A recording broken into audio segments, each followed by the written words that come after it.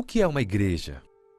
Um lugar, um templo, um edifício onde as pessoas se encontram de vez em quando e mal conversam sobre os assuntos importantes da vida?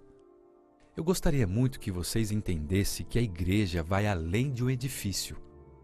Ela é uma família, um lugar de refúgio onde pessoas imperfeitas encontram o Deus perfeito e nele são transformadas.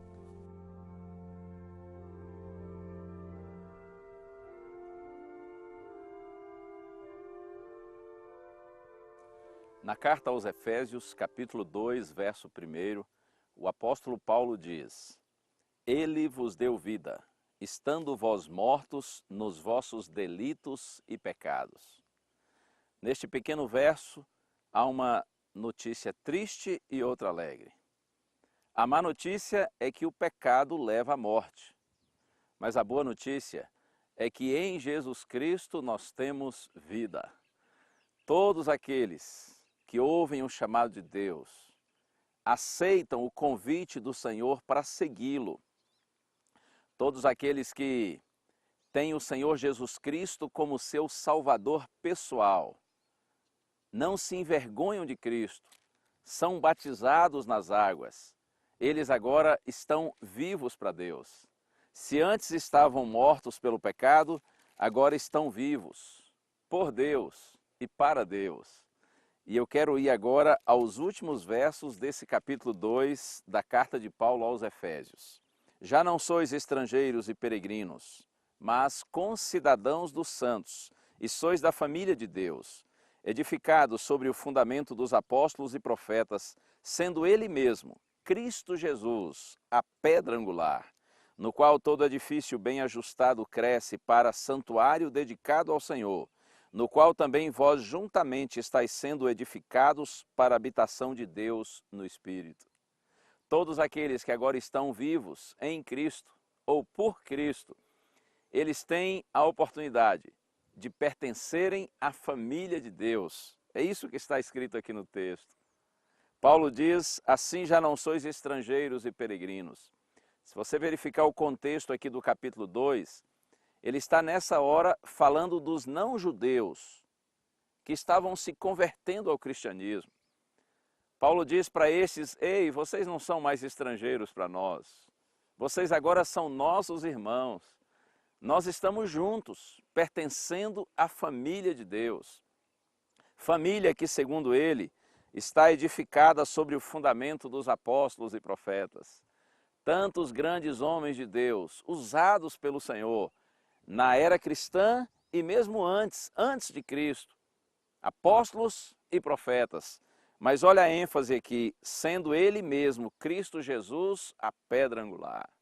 A grande base, o grande fundamento, o alicerce da igreja, da família de Deus, é o próprio Cristo, nosso maravilhoso Salvador. Todos aqueles que são batizados nas águas, que não se envergonham do Senhor Jesus Cristo, eles agora têm a oportunidade de pertencerem à igreja do Senhor, à família de Deus na terra.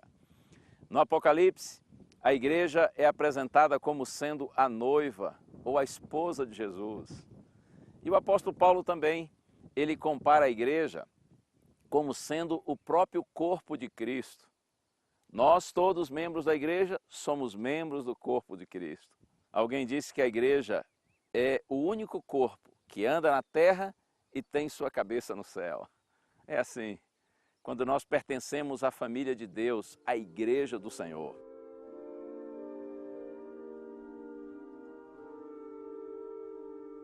Nos dias em que nós vivemos, nessa era chamada pós-moderna, algumas pessoas dizem, eu não preciso de igreja, até porque lá são todos pecadores. Mas eu quero dizer para você que você precisa da igreja sim.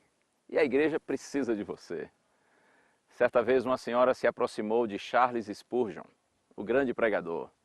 E ela disse, pastor, eu não vou mais frequentar a sua igreja. Eu vou sair, vou deixar a sua igreja. E ele disse, senhora, por quê? Por que a senhora vai fazer isso? Ela disse, pastor, eu já percebi que aqui há muitos pecadores. Há muita gente nessa igreja aqui com defeitos, muita gente manchada. E então Spurgeon disse, eu respeito a sua decisão, se é esse seu pensamento, mas eu queria lhe dar um conselho, pode ser? E ela disse, claro, pastor.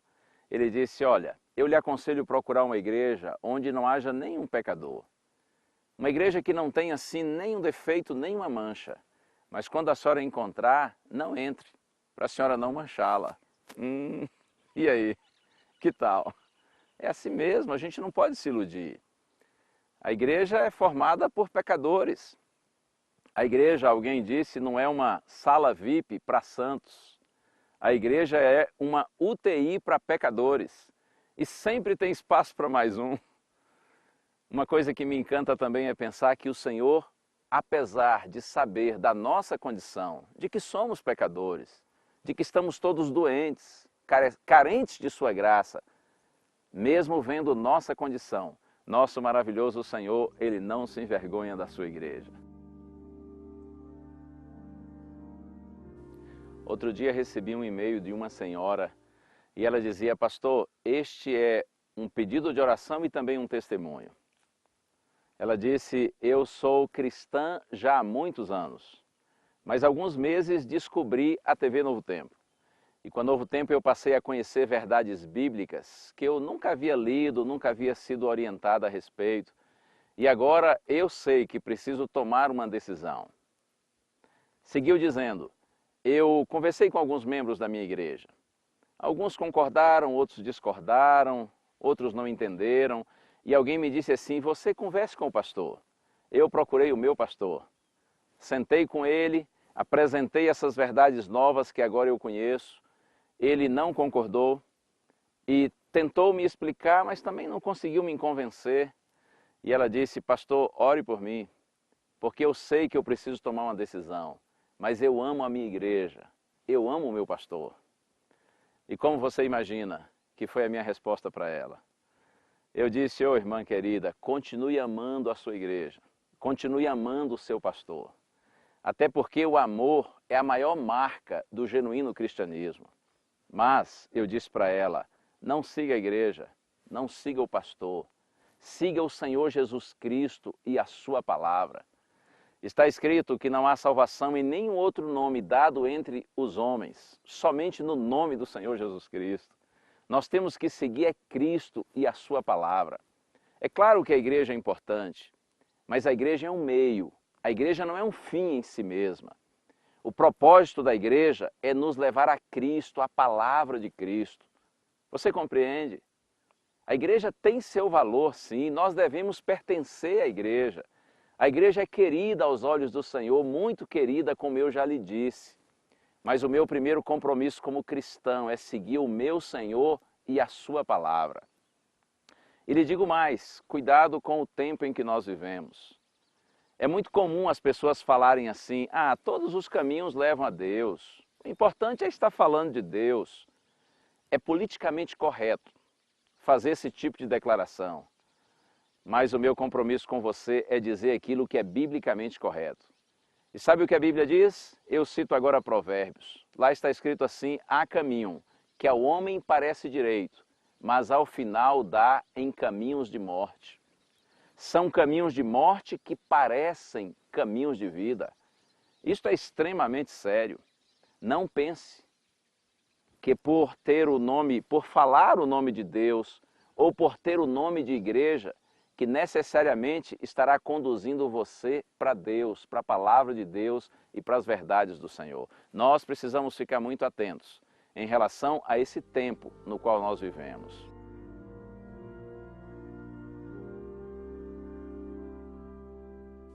Paulo amava profundamente a igreja do Senhor.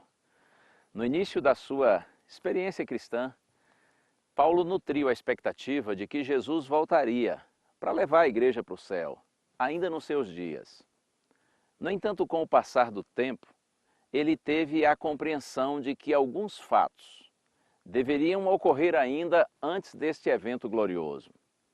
E quando esteve preso em Roma pela segunda vez, preso, é claro, apenas por ser um pregador do Evangelho, Paulo pressentia que o momento de sua execução, de seu martírio se aproximava.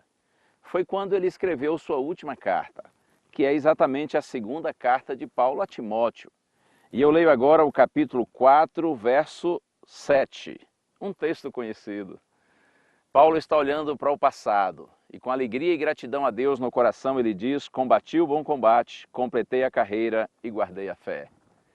Em outras palavras, ele estava dizendo assim: minha missão está cumprida. E então ele olha para o futuro e com esperança diz, no verso 8, já agora a coroa da justiça me está guardada, a qual o Senhor reto juiz me dará naquele dia, e não somente a mim, mas também a todos quantos amam a sua vinda. Como eu disse, os olhos de Paulo estavam voltados para o futuro, e a bendita esperança do retorno do Salvador estava viva em seu coração. Acreditando que no retorno do Salvador ele receberia a coroa da vida eterna. A coroa é um símbolo da imortalidade, do direito à vida eterna.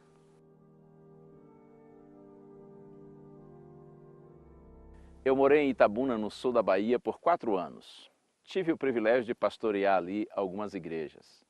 Dentre muitos amigos que fiz em Itabuna, conheci o Elcinho.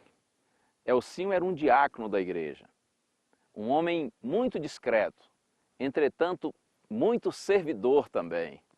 Nós fizemos uma boa amizade. E aí de Itabuna eu fui transferido para Salvador.